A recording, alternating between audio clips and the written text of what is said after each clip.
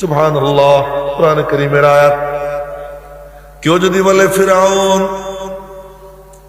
ভক্তি নিয়ে ঈমান নষ্ট হয়ে যায়, কিন্তু যদি কেউ কোরআন কারীমের আয়াত তেলাওয়াত করে ইলা ফিরআউন ওয়া হামান ওয়া কারুন, তো ফিরআউনের মধ্যে 5 অক্ষর, হামানের মধ্যে 4 অক্ষর, কয় অক্ষর? 4 অক্ষর। কারুনের মধ্যে 5 অক্ষর, 5 আর 4 9, 9 আর 5 কত? 14, 14 10 কত হয়? 124, 140, 140।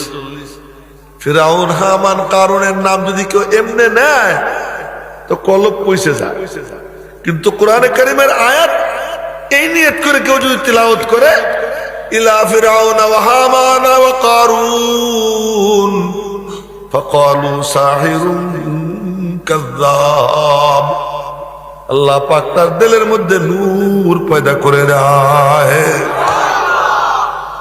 কেন? কোরআনে কারীমের আয়াত।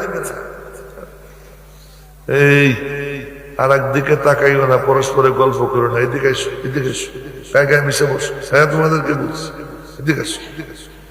দেখো, 1 বালতি পানির মধ্যে পেশাব কিন্তু লাগে 1 ফোঁটা। এই পুরোটা মজলিস নষ্ট করার জন্য লোক লাগবে একজন, বেশি না। এই যে এখানে কিন্তু ফাঁক রয়েছে, ফাঁক রেখে কাছে চলে আসে, আসো, কাছে চলে আসো। সব তো যুবক, তোমাকে আপনি করলে তোমরা সরব বাবা, এসো কাছে এসো। তো বলতেছিলাম এই মনোযোগ দিয়ে শুনতে হবে কি কইতেছি। তো এখন লুজ হয়ে গেছে, কানে গেছে একটু, আর মজা। নবীজির তেলাওয়াত কেমন মজার ছিল। ফজরের নামাজের প্রথম রাকাতে সাধারণত নবীজি 15 পৃষ্ঠা পড়তেন। কয় পৃষ্ঠা পড়তেন? 1.25 পারা। আর আমাদের তো সুবহানাল্লাহ, যদি আজকে গতকাল ফজরের নামাজ পড়ছি নানুপুর, তো নানুপুর সারা রাত ঘুমাইনি। তো এখান থেকে 3 মাহফিল করে গেছি নানুপুর, তো সারা রাত ঘুমাইনি। ফজরের নামাজে যখন দাঁড়াইছি আর তিলাওয়াত শুরু করছে সূরা কিয়ামা, তো সূরা কিয়ামা বেশি না, মাত্র 1 পৃষ্ঠা প্লাস, অল্প। তাতেই আমার মনে হইতেছিল না, এত লম্বা কেন? আর 15 পৃষ্ঠা নবীজি পড়তেন, পিছনের সাহাবীরা মনে মনে কইতো আল্লাহ রুকুতে যেন না যায়, পড়া যেন চলতেই থাকে, চলতেই থাকে। ছিল নবীজির পড়া। এই তোমার জন্য কি বাদাম খাওয়ার অনুমতি মিলে গেছে? এই এদিকে এসো, কাছে এসে বসো, আর একবারও বাদাম খাওয়া। কাজ একটাই কর। দেখো, আমি এ ব্যাপারে খুব কড়া। ওই যে তোরা পিছনে বসে রয়েছিস কেন? আয় সামনে, ওই যে পিচ্ছি পিচ্ছি গুলো, এদিকে। বুড়ারা না নড়ে, না নড়ে, তোরা নড়, কাছে আয়। ওই কত অলস, বসে বসে হাঁট, ওই যে একটা বসে বসে হাঁট, দাঁড়াই হাঁট। এখন কানের থেকে কাপড় সরাইয়া করে খুব মজা লাগে। আর নবীজির তেলাওয়াত কত মজা তা একটু বইলেই দিই। বলবো? হ্যাঁ, নবীজির মুখ তো কালা, বলি কি? আচ্ছা, আরে যারে কইছি সে হাসি দিছে, আপনার হাসি চাইতে ঘুমানটা চাইছিলাম, আপনি তো আগের থেকে হাসতেছি। আচ্ছা, নবীজির তেলাওয়াত কত মজা। কিয়ামতের দিন কার কার জান্নাতে যাইতে মনে চায়? ঈমান নিয়ে যাইতে মনে চায় কার? মৌতের সময় কলেমা নসিব হোক, এটা কে কে চাই? এর জন্য যদি আমি কোন তদবির বলে দেই, এটা মনে রাখবে কে কে? যে মৌতের সময় জবান দিয়ে বের হয়ে যাবে লা ইলাহা ইল্লাল্লাহ মুহাম্মাদুর রাসূলুল্লাহ, আশহাদু আল্লা ইলাহা ইল্লাল্লাহ ওয়া আশহাদু আন্না মুহাম্মাদান আবদুহু ওয়া রাসূলুহু। এটা জবান দিয়ে বের হোক, কে কে চাই? সবাই চাই। এর জন্য যদি আমি কোন তদবির শিখিয়ে দিই, আমল করবো কে কে? ইনশাআল্লাহ সবাই করবো তো। আর এর বিনিময়ে আমার জন্য একটু দোয়া করা যাবে তো? কোনো পয়সা করে চাই না, খালি দোয়া চাই। আমার হাত আমি বলে দিই, এটা বলছেন আশরাফ আলী থানভী রহমাতুল্লাহ।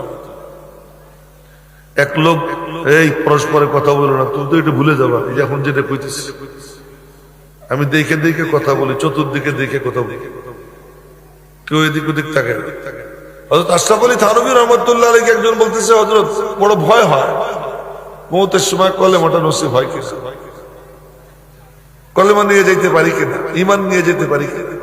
উনি বললেন, আমি তোরে একটা তদবির শিখিয়ে দিই, এর উপরে আমল করবি, ইনশাআল্লাহ কলেমা নসিব হবে। কি তদবির? গভীর রাত্রে আশপাশে কেউ নাই, শুধু তুই একা, মনে মনে বলবি এখানে আর কেউ নাই, আমি আর আল্লাহ। বলেন না, জোরে বলেন না আল্লাহ। একবার আল্লাহ বললে আমল নামায় 4000 নেকি লেখা হবে। কত নেকি লেখা হবে? 4000। কমপক্ষে 4000 নেকি লেখা হয় একবার যদি কেউ মোহাব্বত নিয়ে বলে আল্লাহ। এটা কমই বলছি, বেশি বলিনি। তার দলিল পরে যদি সুযোগ হয় দিব, সেটা পরে। এখন যেটা বলতেছি ওটা গোপনে একা একা কেউ নাই, কিন্তু একজন তো আছে। বসা মেরি নজরু মে তু ইস কদর হ্যায়, जिधर देखता हो उधर तू ही तू है, हजर में शजर में तेरी रंग बू है, जिधर देखता हो उधर तू ही तू है। আরে কোথায় যাও আল্লাহকে তালাশ করার জন্য? নিজের আঙ্গুলের দিকে তাকাও, মালিককে দেখা যায়। নিজের চোখের দিকে লক্ষ্য করো, মালিককে দেখা যায়। এই চোখ দিয়ে তাকাই, আসমান পর্যন্ত নজর চলে যায়। চাঁদ দেখি, সূর্য দেখি, কিন্তু থুতনিটা দেখার চেষ্টা করি, থুতনি দেখবার পারি না। থুতনি এত কাছে, কানটা এত কাছে, কান দেখতে পারি না। এই চোখ কোথায় কোথায় চলে যায়, কিন্তু ঠোঁটটা দেখতে পারি না। অনেক কষ্ট করে নাকের কোনা একটু দেখা যায়, তাই না? অনেক কষ্ট করে এক চোখ বন্ধ করে কায়দা করে তাকাইলে নাকের কোনা দেখা যায়, কপালটা দেখতে পারি না। ও মেরে মোহতারাম ভাইও, তো বলতেছিলাম আল্লাহ, আল্লাহরে তালাশ করার জন্য কোথায় যাবা? রব্বুল আলামিন বলেন, ওয়াফি আনফুসিকুম আফালা তুবসিরুন। একবার নিজের দিকে তাকা, মাথার থেকে পা পর্যন্ত পুরো বডির দিকে ভালো করে একবার নজর দিয়ে দেখবি, আমি আল্লাহ ছাড়া আর কিচ্ছু নাই। জোরে বলেন না সুবহানাল্লাহ। আমি বলিনি, আল্লাহ বলছেন, সানুরিহিম আয়াতিনা ফিল আফাক।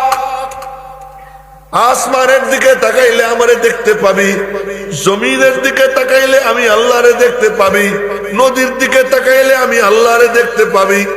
পাথরে গিয়ে বাড়ি মার, পাথর ফাইটে যায়, ওই পাথরের থেকে ঝর্ণা বের হয়। কন্যা সুবহানাল্লাহ। খালি ঝর্ণা বের হয় না, পাথরে বাড়ি মারছে, ওই পাথরের মধ্যে আর একটা পাথর।